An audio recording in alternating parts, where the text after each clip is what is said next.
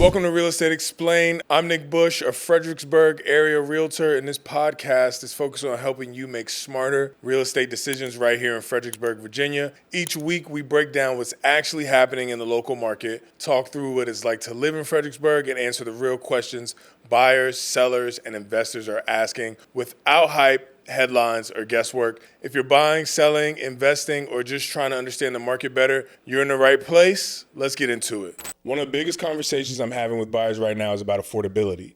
Not just can I buy a home, but can I actually afford to live comfortably once I do? And that's a very different question than it was a few years ago. A lot of buyers are feeling uncertain right now. They're trying to figure out how interest rates impact their monthly payment, how much they should really spend, and whether it makes sense to buy now or to wait. So instead of guessing, I thought it would be really helpful to bring in someone who looks at affordability from the financial side every single day. Today, I'm joined by Karl, a local mortgage lender here in our market who works with buyers at all different stages of the home buying process. Karl helps people understand not just what they can qualify for, but what actually makes sense for their lifestyle and long-term financial comfort. In this episode, we're going to talk about what affordability really means today, how buyers should be thinking about their purchasing power, and what steps people can take right now if they want to put themselves in the strongest position to buy a home. Karl, welcome to the show. Thanks for having me. And I only said your first name because I didn't want to butcher your last name. So before we get started, introduce yourself to the people. Karl Svensson. The only thing I'm good at is lending. So that's good, man. Grateful to be here. And Karl is a $100 million volume lender, which means he's in the top. That's top, easily 1%, right? 1%. Yeah, crushing it. Took 10 years to get there. Took 10 years to get there? What did it say? It takes 10 years to become an overnight success? I don't know what the numbers are. Yeah, that's what it is. All right, so like I said, affordability is the biggest concern buyers have right now. From your perspective as a lender, just like big picture, what does affordability actually mean for a buyer in today's market? It's going to be relevant to the individual person. So I work in a lot of different markets. 50% of my business is DMV area, and then the other 50% spread out from like the Carolinas, Florida. And so in the DMV area, it's pretty common to see people that make 120 to 200,000 a year. In the Carolinas, on average, I've done loans for people that make 25,000 a year to 120,000 a year. So, I think that it's important that people have some discretionary income after they're paying their mortgage. So that really all starts with a budget. Okay. You'd be incredibly surprised how many people have never made a budget. Yeah. So that's a pretty key talking point with my folks that can't answer the question of what's a comfortable monthly payment for you. Yeah, so that's interesting, right? Because, I was telling a story before we jumped on the podcast, and I tell people all the time, like, just because you qualify for $1 million doesn't mean you need to buy at $1 million, because you really should buy in your mortgage payment comfort zone. So do you feel like buyers are grasping that overall, like kind of, hey, this is the lifestyle, comfort that you're looking for versus this is what you qualify for? And what happens when buyers qualify for more than they can afford? Do they usually try to reach? Again, it's circumstantial. So I'd say 50% of the time there has to be a reality check. And in that reality check, it's like, hey, I remind people that there's 3 things that they can control in their home purchase. It's qualities of the home, the location, and their budget. So in that conversation, if they've decided, hey, I'm not going to go over $2,500 a month, okay, well, then you need to get with Nick and be really open to how many bedrooms, how many bathrooms, you're going to get the garage, the yard, and what locations you're open to living in. If you're flexible on those 2 things, high chance that Nick's going to get you in your budget. And how are you talking people through that budget conversation? Like, what are you saying? Like, I know because debt to income ratio plays a part, like leftover cash. Are you really having kind of a financial breakdown conversation with them? How I reinvented my process a few years ago was in the first initial phone call. There's 3 steps to my first phone call. And the first step is, okay, how much do you qualify for versus what your monthly payment is? How much discretion do you have in your budget? So I'm going to give them what their maximum monthly mortgage payment is, what that equals for home price, and hear from them what they're comfortable with for their monthly payment, where that's going to put them for their home price, see how much room do we have to play, how much can we flex that, and then talk to them about the advantages of working with a local lender like myself and what programs are available to them, and having a high level conversation in ways that are going to help them win the house that they want, that have really nothing to do with the numbers. Where I really think I bring extra value from a lender standpoint is talking about the contingencies of a sales contract. Because most good agents talk about that, but they usually come to me as the lender on what their flexibility is, on how they can write the offer in a competitive way. And by sharing and educating with the potential buyer of what they can do to be more competitive on the legals of the contract to get the house for a better price or have their offer stand out, brings a lot of value.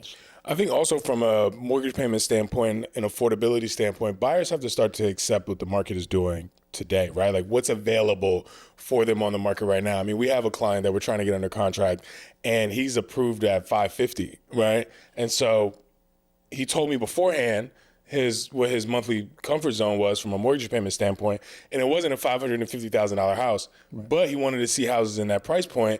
And when you sent him the mortgage scenario, he decided not to write an offer. But at the same time, he won't back off from looking at those houses, right? And I've had to have the conversation with him like, hey, you have to stop looking at $500,000 houses if your real comfort zone from a mortgage payment standpoint is $350 to $375. And so I think that the buyer psychology has to be a little different when they're shopping today, or maybe it's always been like that, right? It's always been mortgage payment. But when buyers are talking to you, how are they working through the process? Because I feel like a lot of buyers are aware of the interest rate and they feel like it's high, right? Even though I don't think that's how we should be explaining that to them. But are they more, this is what I want in my house for sure, I'm not budging? Do they think about it from a long-term wealth building perspective? What is their, how are they approaching? How is a typical buyer approaching the home buying process with you? I think it depends on whether it's individual or if it's multiple people that are buying, right? Whether it's a couple or, nowadays it's pretty common that people are buying with their parents. Yeah. Really? Not because they're living with their parents, but because their parents are living with them, right? But if there's multiple incomes, then it's really important for us to peel back that onion and figure out, okay, like the most common situations where people are really going to buy out like real close to their maximum that they can get approved for is because there are additional incomes that aren't in the loan analysis, right? So if we really figure out what other incomes are in play, if there are multiple, then I think it's a lot easier to get people to increase their budget. Yeah. But if it's a sole income person, then it's really like, okay, let's be forward looking. Let's figure out what we want to bet on, right? Do we want to bet on that your income's going to go up over the next couple of years and the mortgage payment's going to be like a much easier, pull for you? Or do we want to bet on interest rates going down at some point in the next few years and you're refinancing? Or do we not want to bet on either of those things? Right? So how sure of a bet is that refinancing situation? Because I think it was 2 or 3 years ago now, the 2-1 buy down was everywhere. Yeah. And I mean, I had clients that did a 2-1 buy down. I'm sure you did a ton, but the rates didn't go down so that people could refinance out of the 2-1 buy down. So what do you think about that? Like rates not going down, and what's the way around the interest rate conversation now? Well, I don't really think interest rates are going to change much in 2026. I'd be shocked if they did. But take the Fed rate cuts out of it, even if we do get any more, because that's not directly correlated to mortgage rates anyways. But I think based on like all the data that we've been getting, I think that there's going to be some looser restrictions with how they treat mortgage lending. The Trump and everybody in office has kind of made it pretty clear that they want to loosen things up there. There have been talks about potentially removing Fannie Mae from conservatorship, which I think would really loosen up regs and make it easier to lend. So what does that mean? Can you explain? I guess from a standpoint that, like, I think that people will be able to, if they bought today, I think you would be able to refinance at some point in 2 or 3 years. I think our economy would have bigger problems if you're not able to. Okay. Right? But I don't think it's going to be a drastic difference, right? Maybe one, like we've seen rates about 1.25% better today than where they were 2 years ago. Yeah, so they are better nonetheless. So, yeah. I wouldn't be surprised if we see the same exact move over the next 2 years. But when you mentioned Fannie Mae, so from my perspective, from my understanding is every loan is backed Fannie Mae, Freddie, or Freddie back, basically so that the market doesn't crash again. Is the administration thinking about pulling that back and not having loans backed by Fannie Mae or Freddie, and that kind of loosens up the guidelines a little bit? No, they would just open up their portfolio to be able to securitize more loans. Oh, okay. Is the thought process. So here's a good example. There are restrictions on how much Fannie Mae can securitize for investor loans. They have to keep it around 7%. And that's really opened the door for private money. I'm sure you've heard of the DSCR loans for investors. Those have become really popular over the last couple of years. There's many situations nowadays where that private money, those portfolio loans, are actually going to be better pricing than a Fannie Mae investor loan will be.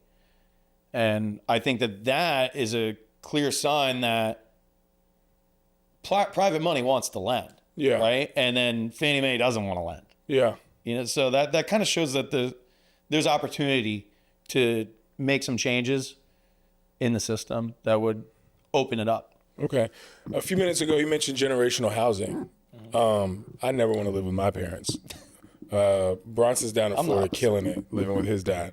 Bronson doesn't. I always got to shout out Bronson on the episode, but he doesn't live with his dad. He's a legend. But are you seeing that a lot more? Like people, and is it because of affordability? So I know there's some. I feel like every culture except American culture is like the parents can move in or will take care of the parents. Are you seeing that more just because of affordability? Like people can't qualify for the forever home, I would imagine, on their own, so they have to move the parents in and use that income? Or is it just gift funds? I think that part's rare. I think it's more of a needs-based, as far as health goes. One of my clients from, 6 months ago, he made a really good point where it's if you're planning on moving your parents in with you to care for them in their older age, you got to do it while they're still mobile. Because you get to a certain age where it's just moving is going to be too big of a task. Yeah. And he was buying a very expensive home in McLean. He didn't need his parents' income. Okay. He had, in his situation, he had a house that his dad lived in that he bought for his dad. Yeah. So I think it's more common that it's a needs thing than an affordability thing. But that's, I guess you could break it down by market. DMV, needs thing. Down south, more of an affordability thing. Yeah. What is the difference between the markets, in the DMV versus down south? Just the general difference. In general, a lot of the deals I see in the Carolinas, strong buyer's market right now. Yeah? Yeah. Very easy to negotiate credits from the seller. Because I'm out in Fredericksburg now, right? But I still do most of my business in Northern Virginia and DC. And I feel like the pace of the market is completely different. And it's almost so different that it's frustrating. Definitely a buyer's market. I also recognize that sellers in Spotsylvania County, like Central Virginia, they don't update their houses before they go on the market as much as someone in the DMV would. So you see houses sitting longer, but it almost feels like the norm. And then I feel like agents, not to bully agents, but I'm going to pick on them, aren't as good at getting the deal done, right? So they don't call back as fast, right? Doing an open house for another agent's listing is almost impossible. They reject them, and they don't know how to almost talk their client through what the buyer is offering. And I'm feeling that that's happening consistently in Fredericksburg. And I keep thinking I'm gonna bring my DC hustle to Fredericksburg and take it over, but it's almost like the market is not feeling that. My clients, my in-laws, they sold where they originally retired in South Carolina. They sold a house down there, and the agents were moving way slower pace. And so you're super high energy, trying to crush it every day. Is it just a slower pace down there? Do you kind of have to pull back a little bit when you're doing deals with those agents? No, I work the same exact way. I mean, I do mimic, with my clients, I tend to mimic their energy, right? I'm not going to talk the same way to you as how I'm going to talk to a 60-year-old, grandma buyer. I'm going to be a lot more soft and gentle with that type. Maybe I want soft and gentle energy.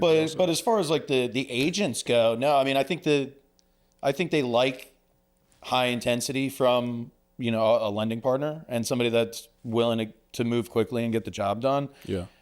What you just described in your Fredericksburg market, that smells like opportunity to me. Yeah. It's just about how do you deliver that value in a way that's appealing? How do you deliver that in a way where it's not off-putting? Yeah. Yeah. So I feel like on the internet, everywhere you can find, the talk about low down payment, you don't have to put 20% down. And I start to feel like it's a lower level conversation, right? Like we all know that now. And so I don't necessarily want you to like go over like every down payment program possible, right? But are you still seeing that buyers are not making decisions because they feel like they need to put a lot of money down? Or like what are buyers thinking about, down payment and closing cost assistance? Because I feel like buyers are more savvy nowadays and know that there's programs for them to go get, and they like try to grab those. I think historically I've always been, compared to other loan officers, very low percentage-wise on zero down programs. Why is that? Down payment assistance programs. I think that's because of the way I direct the conversations with my people. Because ultimately, at the end of the day, if you have no skin in the game, you're going to have higher interest rate, higher monthly payment. It's much harder to hit the affordability, like hit their goal on monthly payment when you're setting them up on a zero down program, right? So like if you truly take an educational approach, help them figure out what is it costing you per month, most of the time, those folks can find money somewhere. Yeah. Like this time of year, a lot of people get a tax refund. Instead of blowing that tax refund, put it in your house. Borrowing from a 401k, getting a gift from family. If none of those are options, then yeah, I'll whip out the zero down loans. And, I want to get people into a home, right? But from an education standpoint, it's always those programs are made for the people that absolutely cannot come up with the money, and if they aren't able to come up with the money, they're not going to be able to buy any other way, right? So I kind of pitch it from a last resort standpoint. Interesting. That should not be your first choice. Yeah, I feel like that's true. When I first got into the business, there was a lot of VHDA, and I was talking about VHDA all the time, and I was getting those buyers. And I always cringe when the lender's like, oh yeah, we can get a loan done at 580 credit score. I'm like, no, you can't. Like maybe if the buyer has 25%, but I'm like, if they have 25%, they might not have a 580 credit score anyway, right? And I tell buyers, you need 6%. I'm like, 3% down payment if you go home possible, home ready. And I'm like 3% for closing costs, like budget for that. That's like the expectation I set with buyers, and to set them up for some success, really. Is that kind of how you're having the conversation? Is that what you would tell a buyer, or would you kind of have some different numbers? I take inventory first. I take inventory of where they are. And once I know what they have as far as money goes, like what's at their disposal, then that drives how I run the conversation, right? Like if they already have enough money saved to do what you just described, 3% down or more, plus pay their own closing costs, then we're just reviewing options. Yeah. It's just a very high level, like advisor conversation of like, this is what it looks like in different scenarios. Yeah. That's easy. It's, if somebody tells me like, oh, hey, I only have $5,000 right now and I'm trying to buy a house for $300,000. It's like, okay, well, this is the bare bones that it's going to take, and walk them through what the bare bones is. Yeah. The other thing about, affording a house is credit, right? You have to have, decent credit to be able to buy a house. I always tell people 640 is kind of, where we want the minimum to be. But I also find it interesting that 800 credit score folks and 500 credit score folks, they have the same behavior, right? It's the questions are is it a hard inquiry or soft inquiry? How many times do you have to pull my credit? Is it absolutely necessary for you to pull the credit? And I feel like the 800 credit score people, they're asking the same questions for different reasons, right? That's true. But for someone that doesn't want their credit pulled, or just has questions about credit, like what the good credit score is, et cetera, like what are you telling them? So I guess the question is like, what is a good credit score, and why is it important to let the lender pull your credit, even if you're buying, 3 months from now or 6 months from now or 9 months from now? Two different conversations. The 800 credit scores, that's the easiest one ever because we'll do a full approval with a soft credit check for them. Okay. Doesn't count as an inquiry, doesn't hurt their credit, so that's super easy. There's zero objection. Like if you do have an objection to that, it's because you don't understand the difference between a soft credit check and a hard credit check. Okay. That's easy. The 500s, I talked to a great guy last night who said, my score is in the high 500s right now. And, he hit me with the same thing you just said, are you going to do a hard credit check on my credit? Because, the reason my score is low is because of hard inquiries. I said, I'm give a different name. I said, Mr. Jones, your credit score is in the high 500s because of a lot more than just hard credit inquiries. I can guarantee you that. Yeah. I can guarantee you that. But your credit score is going to be higher by the time you get to closing on the house, if you let me look at it, than what it is right now. These people want to be challenged. Yeah. Right? That really, when people are bringing you these objection type questions, they just want to be challenged. Because somebody who doesn't challenge them and educate them, then they're not going to hire you. They're not going to work with you. Because it's like, also you're not moving them from point A to point B, right? Like in a simple overview is like point A is first contact and point B is closing on a house, right? But like there's like all these other small steps along the way that we have to make before we get to the end result, right? And the first step is for me to actually overview their finances and see what loans can you get. Yeah. And none of that can happen without looking at their credit, of course. You always tell people, I'm like, we can like have this like hypothetical credit situation and like what you can afford and like what you need to do and what you need your down payment to be. But why do this hypothetically? Like we should just like connect you with Karl and we can ask the person that's going to give you the money, like what exactly your financial profile needs to look like to buy a house. Yeah. I've always said, there's two different ways that you can make it work. Like really bad credit, a lot of money, cool. Really great credit, no money, cool.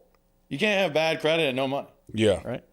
I might be kind of stealing your podcast here, but one of my favorites is I did a loan for a former NFL player. Never paid a bill on time in his entire life. 535 credit score. Lowest credit score I've ever closed. Wow. But he put 50% down. Yeah, so get that done, right? So they don't care, They just don't care. Did you tell him like, hey, bro, like you should start paying your bills on time? Hey, he paid the mortgage. It doesn't matter. Yeah, that's great, man. That's crazy. That just like goes to show you like you need the education, bro. If you never had it before, if you didn't, grow up, I guess, like understanding credit or financial management, because like putting 50% down might not be in like your best interest financially, right? Especially if you're an NFL player. Definitely not at that time. Yeah. Rates were in the threes at the time. So it would have made more sense to put less money down. Yeah, for sure. But it was the only way to get in the house. Yeah. Luckily, you had the big bag. Yeah. So what's the timeline when someone should start talking to a lender? Like when should you begin that, like to start having those conversations? As soon as you start looking at homes online. As soon as you talk to your real estate agent. Yeah. It should be synonymous. It should be at the same time. Because I mean, you know how it is as an agent. You can better serve them when you know the numbers, right? And I mean, you've been doing it long enough where you probably know when somebody's out of touch with their numbers. But I mean, that's the whole point of the first conversation. Yeah, is to figure out do we have a realistic budget, or do we understand our numbers, and what are our potential challenges, right? Especially if you work for yourself, if you're a business owner. I mean, this is the best time of year too for that. Yeah. Because it's tax season. So you can strategically get with your lender and your tax professional and figure out what makes sense. So do you suggest that home buyers talk to real estate agents first or the mortgage lender first, and why? I don't think it matters, because you're going to talk to them at the same time. Yeah. If you're working with a good team. Okay. I always say talk to the realtor first. I'm biased, but I'm very honest with with buyers. I'm like, without the lender, I can't do anything. Right? We can have a nice conversation, but we have to talk to the lender. So I say it's like 1 and 1A, and there's no wrong way. Can I change my answer? Yeah. It depends on who you're talking to. Okay. Right? Like, because I work with a bunch of really good agents that are going to make sure that you're going in the right direction. Mm-hmm. Right? Selfishly, I know that I'm going to get you in the right direction. Right? But also the same thing, like there's, just like any other industry, There's great agents, there's bad agents, there's great lenders, there's bad Exactly. lenders, right? So it depends on who you're talking to. Exactly. And that's kind of what I was going to say too, right? It's like I would prefer my buyers to come to me first so then I can connect them with a lender who I know is like solid, vetted, going to get the job done, because I don't want them talking to some, Joe Schmo lender who hasn't done a ton of deals, or, someone who's at Chase Bank and they're in, Indiana, right? And they have no idea about our market here. So I always say the realtor first, because I feel like we are responsible for kind of setting the transaction up for success, right? That's fair. Correct lender, correct home inspector, correct title company, right? Making sure everyone gets the job done. I feel like we have those, that's like what we do in the transaction. So hit me up first and then I'll make sure you get the right lender. But it is 1 and 1A, there's no wrong answer, but the better answer is connecting with the realtor first. So I guess we've talked about this a little bit, but how have rates overall, from a high level, affected buyer behavior? So compared to a low, I think it's better. It's better now? I think it's better. In what way? Because now we're 3.5 years from when interest rates were elevated, and so this has become the new normal. But also we're in a better position than where we were a year ago. Okay. So if you let's just say you have somebody that wants to buy with minimum 3% down and keep their budget at $3,500 a month. Today, that would get them a $500,000 house versus a year ago, that would have been a $450,000 house, right? $50,000 more in buying power just because rates are about 1% lower than where they were a year ago. So we've seen affordability get a little bit better, and people are very short-sighted, short-minded, oftentimes, right? So it's now I feel like if people were looking at the possibility of buying a home in the last year or two, they're not thinking about where rates were in the 2s and the 3s 4 or 5 years ago.